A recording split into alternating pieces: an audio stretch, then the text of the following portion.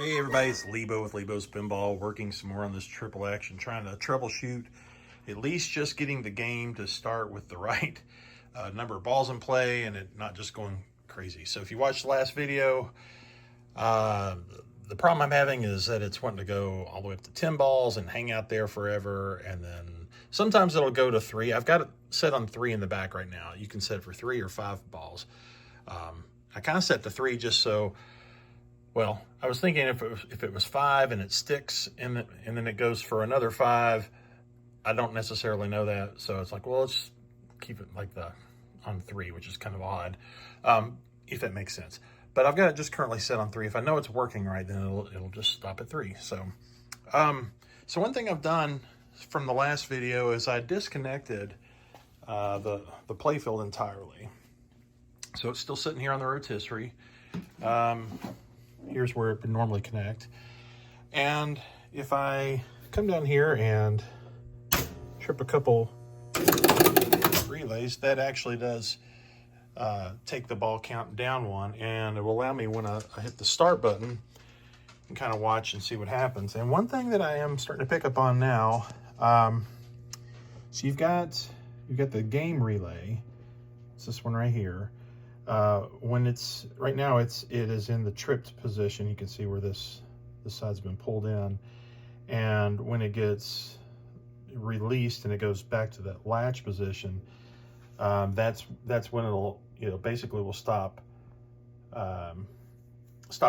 with counting the balls, or at least the problem goes away, if that makes sense. However, I've noticed that does not get tripped until, let's see, you can find it right here. No, that's not the reset. This is this one right here. This is the coin relay. And so whenever it's having the problem, the coin relay is still energized and it's still holding all those switches in that energized position. As soon as that releases, the problem goes away. So what I got to do is chase down in the schematic what are all the switches that control that coil being energized and non-energized. Let's just kind of show here. Let's see what happens. It may actually work perfect. It's been kind of working a little bit better on its own. Let's see what happens.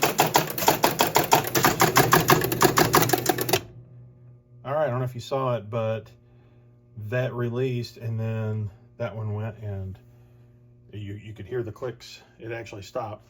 Now what had happened, it was in the process of doing 5 and then doing 5, then another 5. It had done 5 and then it went to go correctly add 3, 1 2 3, and that's why it stopped there. Let's try this again. Try not to shock myself here on the whole coil. All right, so that decremented it down. What it should do normally, hit the replay button, this should go all the way down and then it should come up to 3, but we're gonna just watch for it here. So here we go.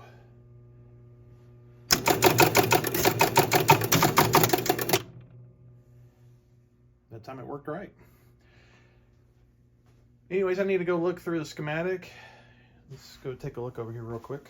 So the coin relay, by the way, I did print off the schematic. It's a little hard to read, it's a little fuzzy, but it's not impossible. Coin relay, it's located in E2. So if I come over here and find E and then number 2, I look up in this area, there's a coin relay switch. Here is the coin relay itself. So everything that's giving it power, if you notice right here, you can come down this side of the circuit, you're going to come down here, down through here, or even looks like even all the way down. Golly, you got all these possibilities that could be energizing that coil. But one thing in particular that I kind of jumped to just sort of right away is I'm trying to find something that's going to open up. So I know that this coin relay switch is going to be closed once this coin relay once it gets energized, that goes closed. And if that's closed, and then here I've got my 3 and my 5 ball setting, these two switches here, which say they are normally closed until they're opened, That's what that, you can barely see the little line through that. Notice that says 3D and 5B. And what that's talking about is, if you look down here on the scoring motor, you got 3, and then look here, D, coin lock relay. So I'm reading that right. I think it says red with orange stripe and then a yellow wire. That was what, 3D, and what was the other one? 5B. So come back down. Let's find, here's 5, and then look at B. Once again, coin lock relay. White with, I think it's black stripe and a yellow wire. So I need to go take a look at those switches. I'll tell you, I already did glance through these switches, but it was glancing it through down here. I've got the screws out here to where you can lift this up, and you can look at it, but it's still fairly limited. I really do need to probably just pull this whole panel out. That way I can get a really close look at all the wires in the back. Make sure something's not bent over and shorting out, making contact. So that's the next step. So hang tight.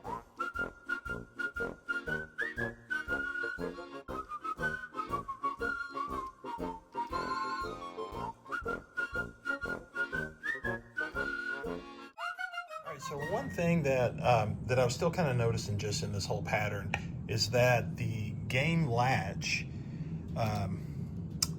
seemed like that was not, like that was really the coil that, it's this one right here, game relay latch, that's the one that was not pulling in when it was misbehaving, and once it would, then things after that would follow correctly, like the coin relay.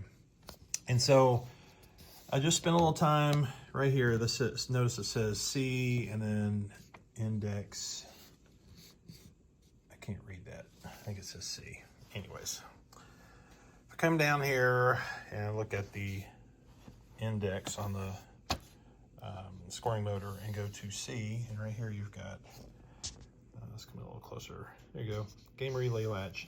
It's a black and then a black with yellow wire. So I followed that in and I found those contacts, and they looked like they were opening and closing okay, but here's the key is that it needs to close and make good contact in order for that, for that coil to actually fire.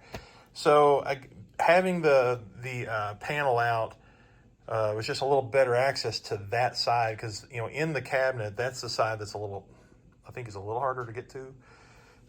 Anyways, I scrubbed that, and I've just now put the panel back in, so let's see what happens.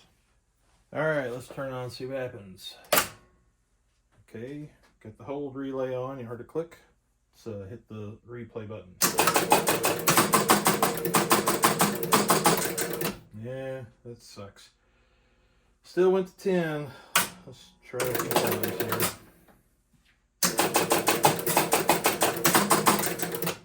That time it was right.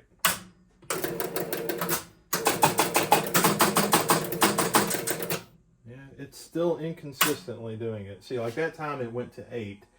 So I'm sure it basically went the whole cycle, like an index, and then started again, and then it successfully added 3.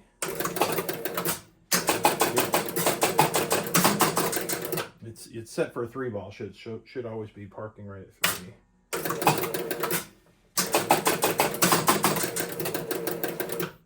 It's getting closer. It's almost as if the more that I'm doing this, there's probably a set of contacts that I haven't cleaned in this whole circuit, and the more I do it, the more that it's cleaning itself out.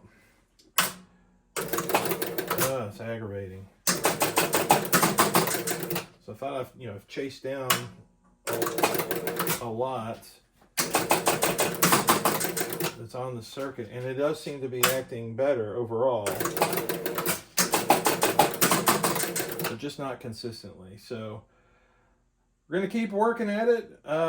Just not real exciting video this time, but we're getting there. Thanks for watching.